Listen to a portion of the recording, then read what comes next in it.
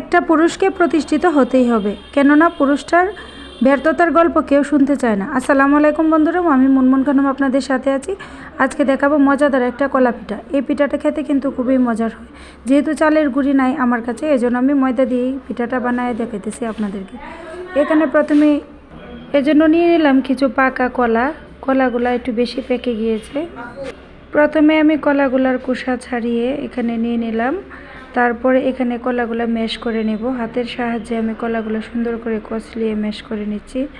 দেখেন আমার কলাটা কিন্তু ম্যাশ করা হয়ে গেছে। এই পর্যায়ে দিয়ে দিব চিনি, পরিমাণ মতো চিনি। আপনারা চাইলে গুড় দিয়েও করতে পারেন। আমি এখানে চিনি ব্যবহার করছি। গুঁড়োও ছিল কিন্তু গুড়টা ভাঙতে হবে, এই আলসিতে নিয়ে নেয়। তারপরে এখানে দিয়ে দিলাম অল্প পরিমাণে বেকিং সোডা, মানে খাবার সোডা যেটা আর কি।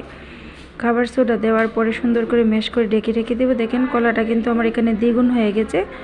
তারপরে এখানে আমি অল্প অল্প করে আটা দিয়ে বা ময়দা দিয়ে সুন্দর করে ডোটা তৈরি করে নেব। দেখেন সুন্দর করে ডোটা তৈরি করে নেওয়ার পরে এবার ভেজে নেবার পালা।